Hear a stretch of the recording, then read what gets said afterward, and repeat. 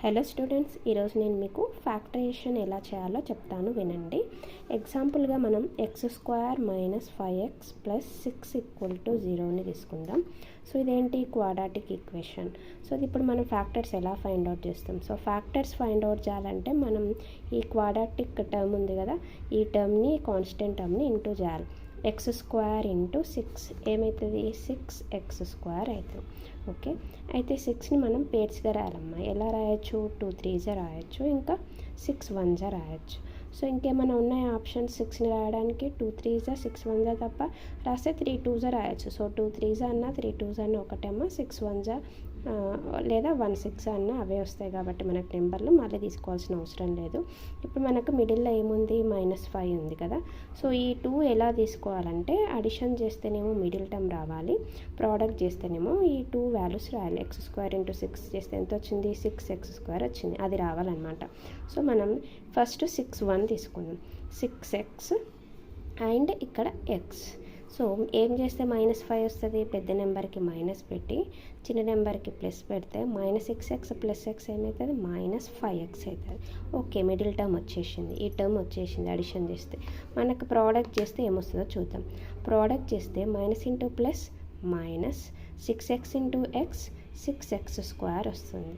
కానీ ఇక్కడ మనకు కావాల్సింది +6x² అంటే ఈ పేరు తీసుకోవద్దు, 2 కండిషన్స్ సాటిస్ఫై చేయాలి. సో అందుకే ఈ పేరు తీసుకోవట్లేదు. ఇంకేముంది పేరు, 2 అండ్ 3 ఉంది. సో 2x 3x మిడిల్లో మైనస్ ఉంది కాబట్టి రెండింటికి మైనస్ పెడతాం. అప్పుడు ఏమవుతుంది, అడిషన్ చేస్తే -2x - 3x - 5x అంటే మిడిల్ వచ్చేసింది. మిడిల్ వాల్యూ ఏంటి, -5x వచ్చేసింది. అంటే ఒక కండిషన్ సాటిస్ఫై అయింది.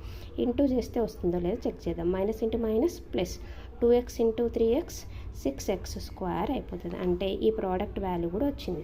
సో ఈ రెండింటిని అడిషన్ చేస్తే మిడిల్ వాల్యూ వచ్చింది, ఈ రెండింటిని ఇంటూ చేస్తే ఈ ప్రోడక్ట్ వాల్యూ వచ్చింది. కాబట్టి మనకి ఈ -2x - 3xని ఇక్కడ -5x ప్లేస్లో రీప్లేస్ చేయొచ్చు. మరి ఈ 6 1 ఎందుకు తీసుకోలేదు, ఈ రెండింటిని యాడ్ చేస్తే ఎంత వస్తుంది, -6x + x అంటే -5x. Okay, middle condition satisfy అయ్యింది. కానీ ఈ రెండింటిని ఇంటూ చేస్తే -× +- 6x × x 6x² వస్తుంది. మనకు కావాల్సింది +6x².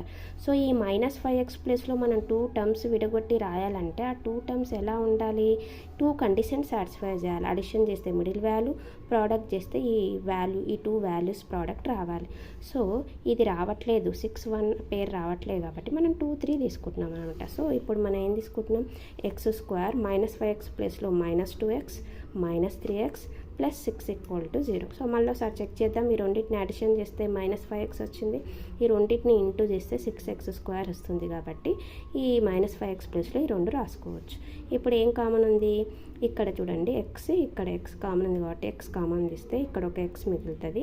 ఇంకా ఇక్కడ x కామన్ తీస్తే ఇంకేముంటుంది, -2s. చెక్ చేసుకుందామా, x × x x², x × -2 2x.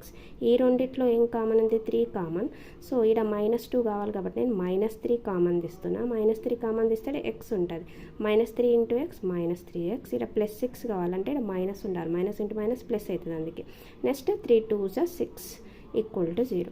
x - 3 into, so ఇక్కడ x, ఇక్కడ -3, x - 3, ఇంకా కామన్ టర్మ్ ఏంటి, x - 2 = 0.